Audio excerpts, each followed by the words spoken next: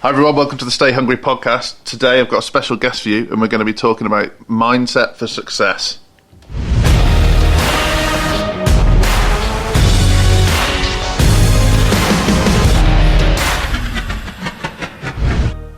Alex, welcome to the Stay Hungry podcast. Thank you very much. Face to face as well, like a post-COVID recording. It's a pleasure to be here. Nice. So, I guess we can start with, who are you? Who am I?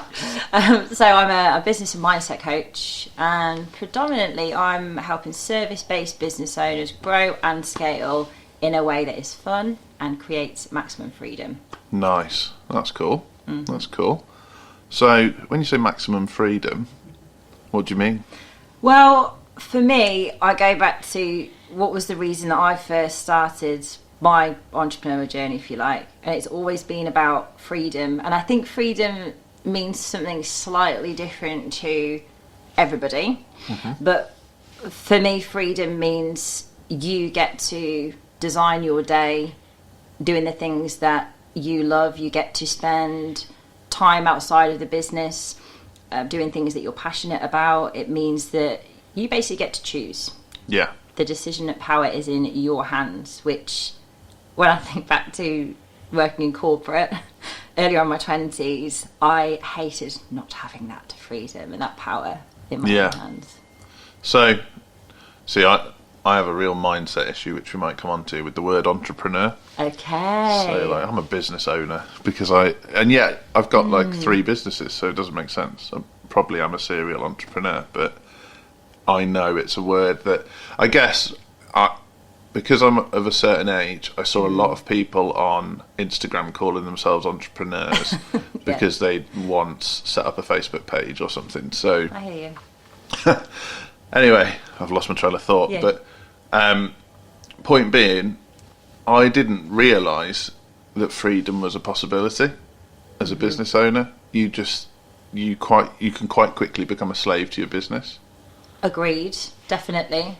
I think that you go into it with the vision of freedom, and then, like you said, you do get caught up in, well, I want to achieve that vision as quickly as I can and get to that place. So if I give myself too much freedom, then that's going to be time wasted that I'm not creating that success. Yeah. But then I think a massive realisation, in being completely honest, in almost 4 years of having a business, it's really only been this year where I've realised you've got to create that freedom in your journey. Otherwise, it's just a constant chase for the next milestone. It's a constant chase for that next thing. Yeah, that's really interesting. So we've started to build in milestones that are freedom itself. So like a milestone is I am able to spend X many hours with my wife this week. Or a milestone would be I'm able to choose whether to go to the gym or to the office. I really love that.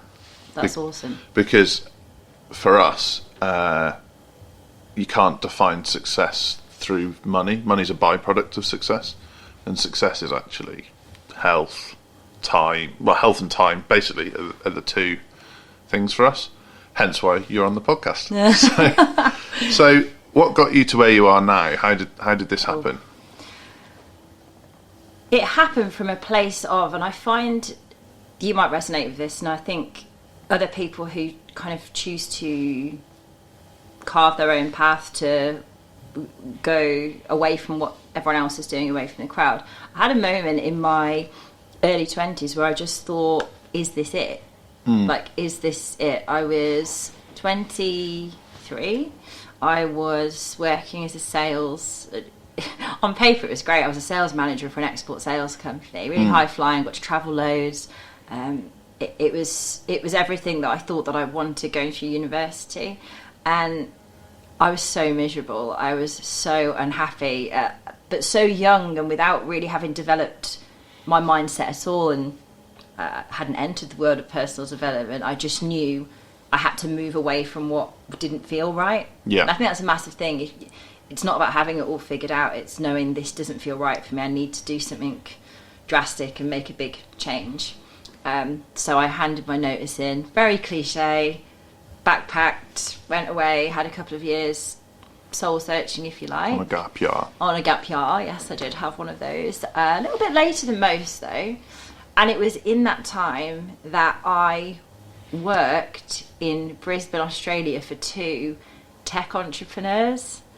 And it was a multi-million dollar smart sensor business. So they put like these sensors in bins and tell you how full that the bin was going to be at a certain time. And it blew my mind, because I'd come from working in like sales and export into this like cool little office, and it was just this young couple in their 30s who'd started up this tech business, and their energy and enthusiasm, like I'd never worked around in an environment like that.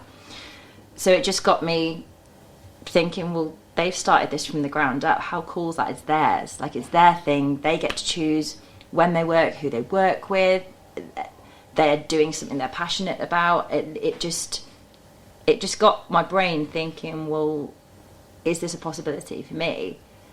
And then I'd say my self-development journey, the mindset journey, really started there, because I started buying books, started listening to different podcasts, and started allowing myself to be inspired by other. I know we'll come on to the word entrepreneur, because I feel like for me that's a really motivating word for me. Nice.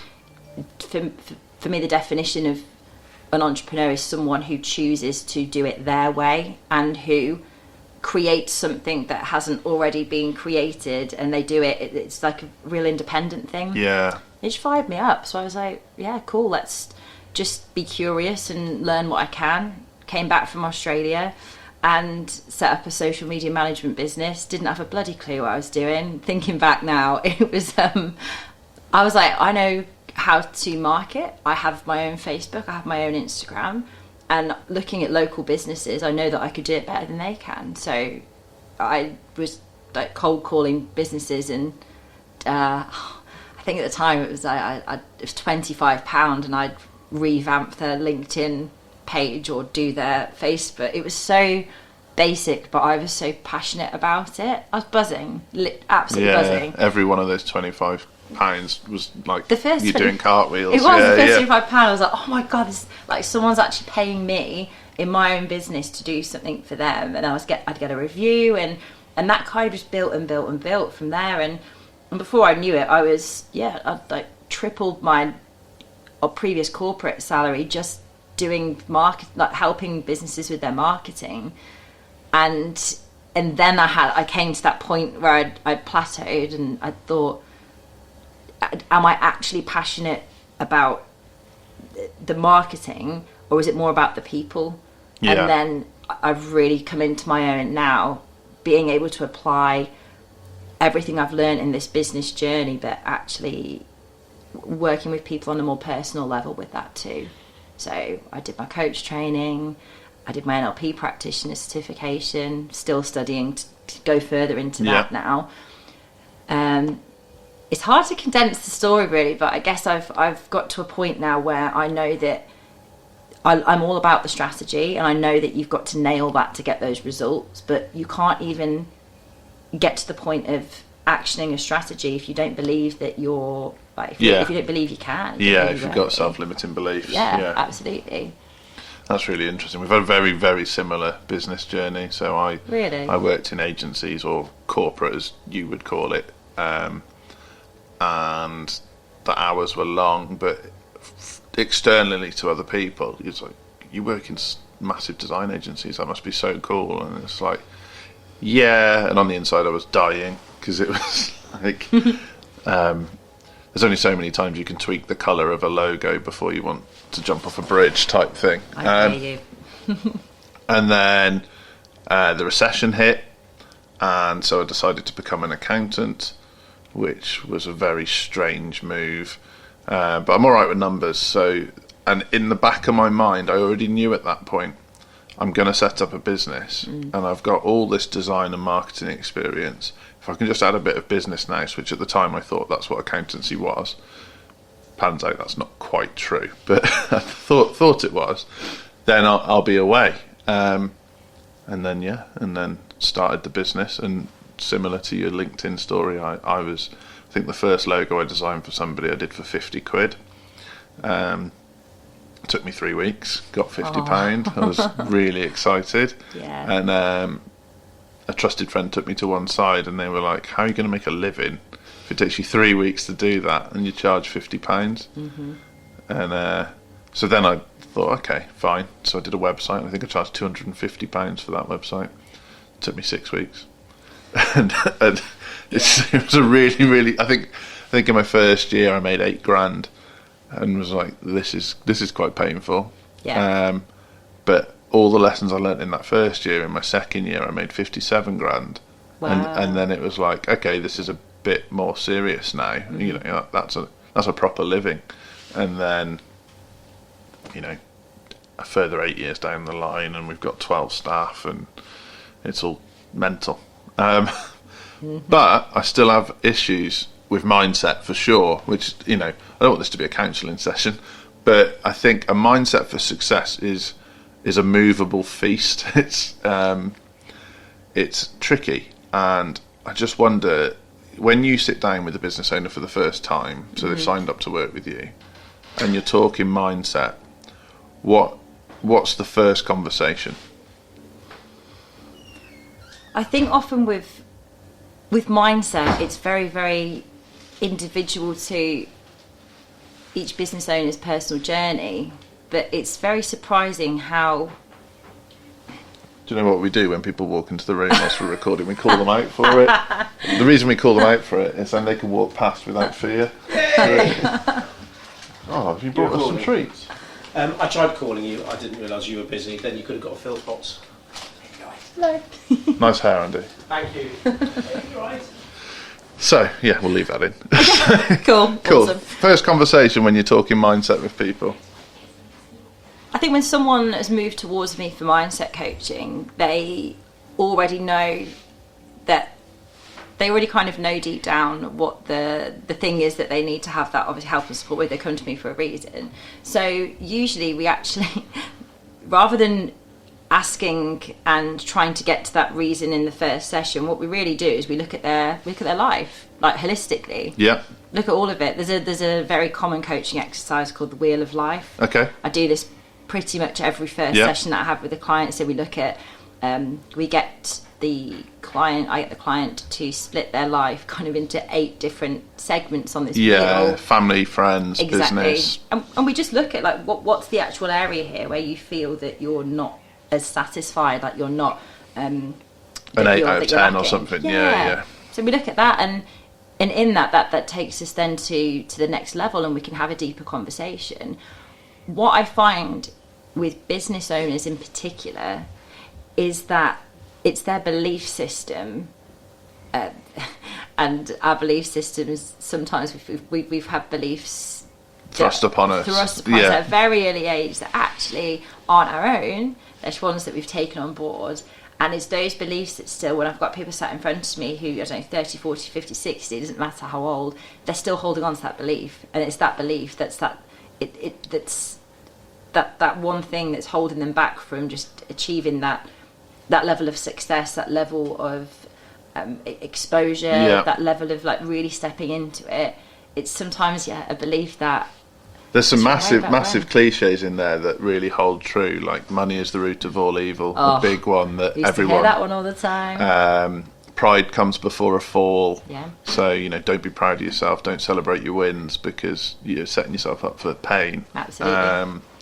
Trying to think of some others that I know have hit me. Oh, don't get too big for your boots. That's one. Yeah. Don't get too big for your boots. It's almost I think societally, and I think it's more so at like our parents' generation, where there's a lot of shame around money, and there's shame around the ones that the baby boomers that made a fortune on their properties, and have had it easy. Yet they're the ones telling us not to worry about money.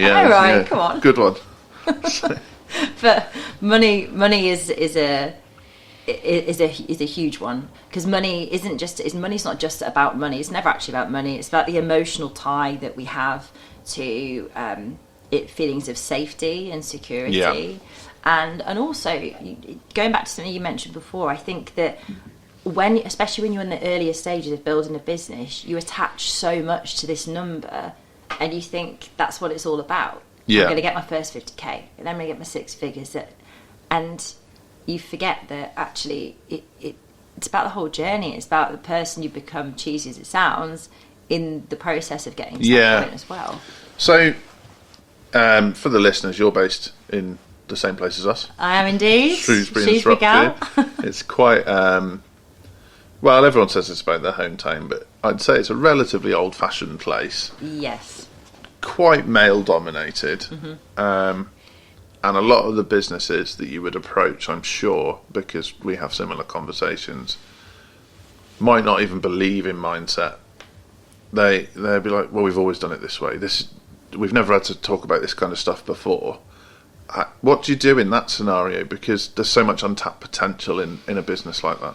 That's a really good question, and it's something, if being completely honest, that I don't have a concrete answer to, because when it comes to coaching, I feel, well, what I do really is mentoring and coaching. People come to me for the business growth and marketing support and all of that, but really, if you want to be coached, you've got to come to me ready to be coached. Yeah. Because there isn't, trust me, because I've had this happen before, like someone's brought me in to coach like their member of staff, or when it's paid for and you kind of don't want to be there, it's a painful situation because you're asking questions and trying to help someone dig deeper within who they are, who's just... And they see you as a threat rather than a help. Like, well, how dare you ask me that, letting the guard go straight up? You've got to be receptive in a coaching situation. That's really interesting. We had that in an interview scenario. So a big part of our culture is help people and have fun. That's our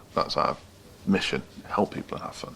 And so when we interview people, we were interviewing for our operations manager, and we said to the lady, so what do you want with your life? Like, where are you going? How can we help you achieve what you want? And she was hugely offended by that question. She thought we were asking if she plans to have children. She came at it from a very corporate place. So she thought, oh, are they asking me if I'm going to have children? Are they asking me if I'm going to need maternity? Are they asking how much holiday I want? Yeah. And we weren't. We were like, how do we help you become the best version of you in order to help us be better? And I find that a lot when we speak to business owners. We're like, okay, so what do you want? And they're like, more money, more leads. I'm like, no, you don't. What do you want? And it's an interrogation. What's going on? I think a lot of people don't know what they want. And that's half the problem sometimes in not just in business. I think in life in general, feeling stuck, confused, lost, but without purpose. A lot of the time, it's because people don't actually know what the thing is they want. And if you don't know what you want, it's the age-old saying goes, it's like getting in the car without the sat-nav plugged in. You're driving aimlessly without actually having that place that you know you want to get to. It doesn't even have to be financial. This can be a way you want to feel. It could be location. It could be so many different things. But I do think there is a large population of people who struggle with being asked that question. And you're right. You end up getting defensive interrogation, whereas really you're asking a very expansive question. But I think maybe that is the thing, is when you're asking an expansive question, it's sometimes too much for someone who hasn't been in that environment to encourage that before. It's a bit overwhelming. Like, well, I haven't even thought about this before, what I actually want. So if I asked you, what do you want? Are you clear on it? Yeah. Hit me. I've had the same, a very, very similar vision from the very, very start. Oh, that's interesting. And I think that the way that my brain works, I'm very, very visionary, and find it not easy. I find when times get hard, that is the thing that carries me through, is because I know that vision is already starting to come true now. Yeah. So back when it was even before I had my first social media management client, actually, I remember having a conversation with a friend, and I was so fired up about this vision that I had, and there wasn't a lot of detail in this. I was like, I'm going to, I really feel called and pulled towards doing something that impacts people on a deep level. This is my friend, we were sat in the pub, I'd never come out with anything like this before, and she was like, right, okay. She's like, how are you going to do that? I was like, I don't know, but I know that it's going to be. I want to show up. I want to impact people. And community is something I spoke about a lot. Was community, and being able to inspire and motivate people who were like me, and that's always been a massive. I suppose you wouldn't really say it's vision because it's more mission. Yeah. But then the vision aspect for me, because I've always had a vision board for the past 4 years, I change it up every now and then. That vision-wise, I can see where I'm going to live, and I know that I'm going to have a house that I can open the door and go and sit out and have a coffee and be able to see the sea. Like I vision what my life will be like, and that I'll have a team that supports me, and that I'll be just showing up and doing my best basically every day. So it's a feeling and an image, but I've had that from the start. That's amazing. That's so cool. And I think, like you say, it's very rare for someone to be so set on it. You've touched on something there that I hope you touch on. A lot of business owners that we interview on the podcast, because they're successful, they have a pretty strong mindset or a really good vision already. They've probably gone through the process of talking to someone like yourself, or read in depth across a number of things. But one thing that they trip up on, and something I can trip up on sometimes, is that situation where you're having a pint with your friends, or it's Christmas with your family, and you say something like, I'm going to impact 100 people's lives next year, or I'm going to buy a house by the sea, and everyone turns and looks at you like you're insane. What do you talk to people about in that scenario? Because I'm sure every client you've got has got someone in their life who isn't negative, but they're just not on the same path. Absolutely. Personally, for me, I'm very, very selective about who I choose to have those types of conversations with. Yeah. I love my friends and family, but there are certain people that I will not divulge my deepest hopes, dreams and desires to, because I think that the people that you choose to have those conversations with will cause you to either expand further into that, or unfortunately what happens, I think, for a lot of people is they retract and go, I feel really stupid, I feel that I shouldn't have said that thing. So by all means be yourself, but just be careful, be selective about who you want to have those conversations with. And I've actually got a technique. I share this technique. It's nice. Great if you have a family that, whose family doesn't trigger them, let's be honest. Yeah, exactly. In particular, if you know you're going into like a Christmas dinner meal out where you're going to have in an environment where you already know before you go in that someone's likely going to make a jibe about your little business or your little coaching thing that you do. Whatever. Yeah. Don't you just design business cards? That's the one I get. So mine was usually like related to. Should I get bored? Just what was it? Normally about Instagram stories, or is it not too much just showing up and just talking on your phone all the time? I'm like, yeah, okay, do my little Instagram thing. Influencer, I've had that before. So I'm not a bloody influencer. But what I tend to do is I have this protective bubble technique. So I literally vision myself going into that social environment, and I imagine like I'm wearing this bubble suit, like a Zorb ball, but it's very transparent, so I can still see everyone clearly, but I have this massive layer of protection going into that. This kind of goes to my NLP background, sure, and I've kind of said I'm a strong visionary anyway, but visualizing yourself going in with that, it's like those jibes and those comments don't hurt as much. They're not like a stab in the gut. You can kind of go, okay, I know why you said that. I heard that. I know why you said it, and I'm going to choose to not let that affect me and affect my emotions, my mood. Yeah. So protecting yourself, I think, is a big thing. Yeah. I mean, a clear example for me that did get through my guard. He probably doesn't listen to the podcast, so I'm probably safe. I went camping with my brother and his girlfriend in the summer just gone. We've never been on holiday together before or anything.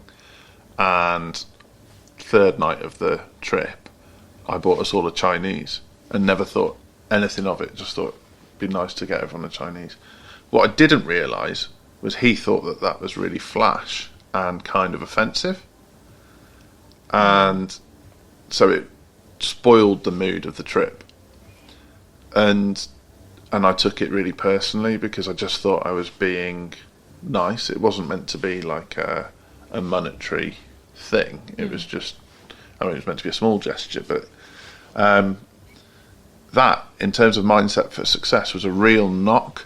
I was like, I've got enough spare capacity that I can buy us all a Chinese, so I bought us all a Chinese. And by doing that, what I've actually done is undermine his confidence. And in hindsight, I feel a bit guilty. Probably shouldn't, but it's a tricky one. It's tricky because in that situation you explained to me, what I see is what you've done as a gesture has triggered something within your brother, that perhaps an area that he's lacking in his life that you're highlighting with that gesture.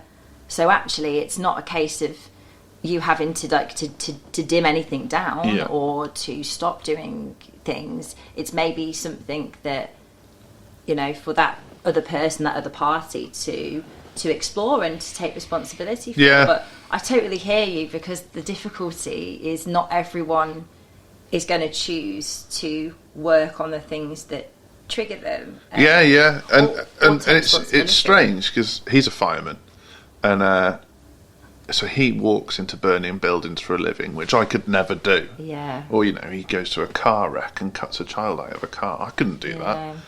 And I hold him in such high esteem that I'm really, really proud to be able to, like, buy him, as daft as it sounds, to buy him a Chinese. So the knockdown effect of thinking I've upset him is massive, and that's where, like you say, put yourself in a bubble, go into that environment knowing that it's someone you're close to, so you can't cut them out. It's not someone that you shouldn't spend time with.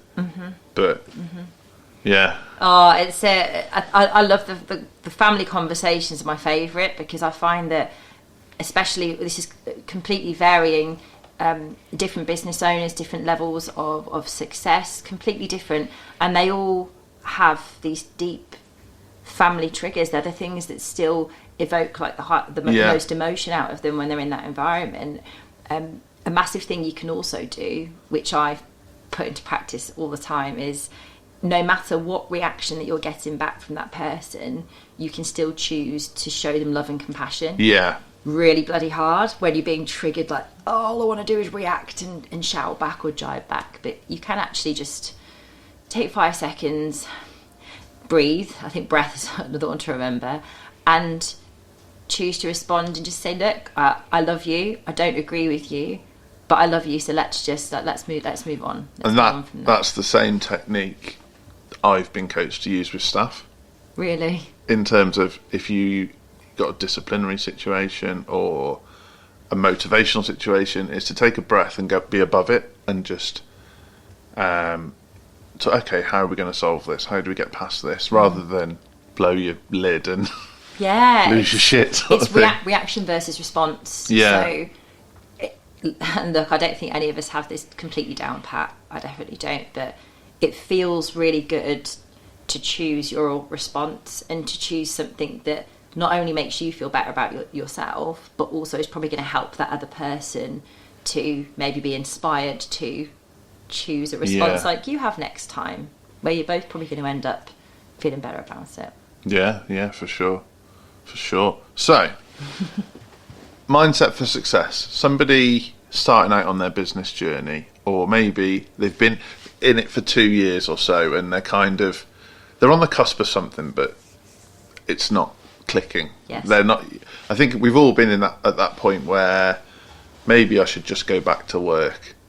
Kind of like. Yeah. I've definitely been there a few times. And when someone first comes to speak to you and they're in that place, and society is telling them one thing, which we've all been told to work hard, get a job, have a career, but something inside them is screaming that that's not the right thing. What what do you talk about then? I think the first thing that you can do is if you've got the nudge, the niggle, the whatever that thing, if you've got that feeling inside of you, that unshakable, I know that I'm meant to be doing something more than I am right now. I felt very caged for me. It was like I've been quite caged and trapped. And I was like, I know that there's got to be more than this. In that situation, the first thing that I did was look around me for inspiration and think, who's doing or living a life that I really aspire to live in that way. So for me, when I was in that situation of I want to start a business, I think I want to take this, I'm going to put like in commas, entrepreneurial route. I started following lots of female coaches and female marketers who had massive online presence, and that was the first time I invested actually in a coach. Was someone I read her book on Amazon, followed her on Instagram. She kind of represented everything that I wanted to be doing. She had a great community online, and I chose to go and learn from her. And it's kind of a two-pronged thing here. I think the investment conversation is its own thing, but there's also, you don't have to have the whole 100 steps figured out.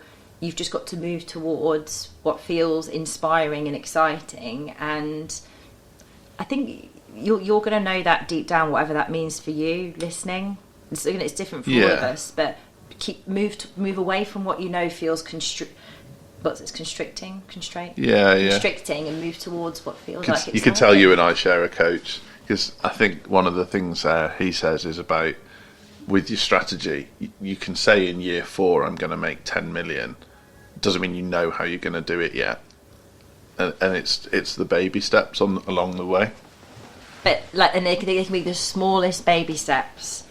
It is in pressing live on your Instagram for the first time, putting maybe your first social media post, setting up the page, having a conversation with one person who could potentially benefit from the thing that you offer. You might not even know what you offer. You might be thinking, just, I know I'm not happy. Could I maybe be a business owner in the future? Buy the book, listen to, subscribe to some podcasts that are going to be inspiring. All of these are little action steps that are going to add up to that big result. I read something really powerful yesterday. If you make a 1% improvement every day, I think Ryan Pinnock might have posted this on LinkedIn actually. If you make a 1% improvement every day, in 365 days, you'll be 37 times better than you were on day one. Oh, I love that. I love that. That's going to go to my office, that one. The compound effect of a 1% improvement. I was like, bloody hell.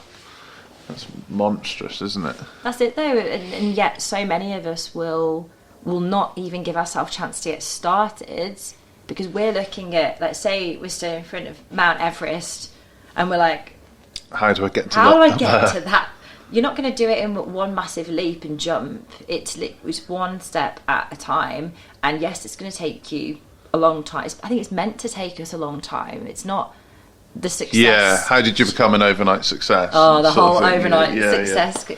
This is it. We don't remember that when you're looking at anyone's success, you're seeing a highlighted point of success. You're not seeing the trials, the tribulations, the times when they thought it wasn't going to work, but they kept going anyway.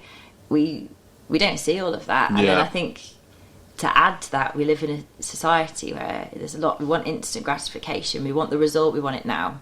And I'm sure you'll agree, you become the person that you are through the process of it's the journey, not failing, the destination. Learning, working it out, taking the steps. I use this term lightly, but winging it, I feel like everyone is. Every single person is winging it and just figuring it out as they go. It's the person that believes they can that will. Yes. And agreed. And there's always going to be an element of winging it in that, because particularly if you're doing something nobody else has ever done, you must be winging it because it's the first time. Yes. So that's a massive thing that clients will say to me as well, is that they panic because they don't have their complete plan of action from start to finish, and everything's secure, and they're looking for security and stability and certainty. Yeah. Whereas actually, you have to release that.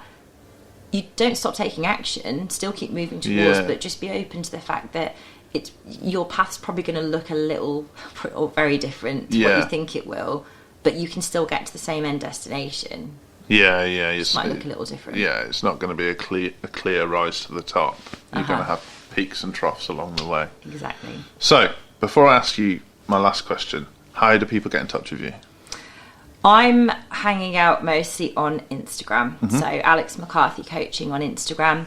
I have a Facebook group, the Online Entrepreneur Hub, which has got lots of mindset marketing training going on in there. And yes, mainly those two for now. Awesome. Last question. What's your favourite film and why? Oh, I wasn't expecting this. Now We ask every guest. Okay, so I know what it is. I feel, don't judge me on this one, but Avatar is my favourite film. Okay. And Poddy's My Apprentice in really? there. Yeah. Oh, I adore it. And for me, why do I love it? I like the concept of what life would be like before the humans went in and ruined it, what life on that planet was like. And I like that it's very connected to nature and everything. Yeah. It's like existing as one. And I do believe that there are some principles of that I think exist in our human life that I think are really lovely. Nice. So, yeah. No one ever given that answer before, so that's cool. Alex, thanks for being an awesome guest. Thank you so much for having me.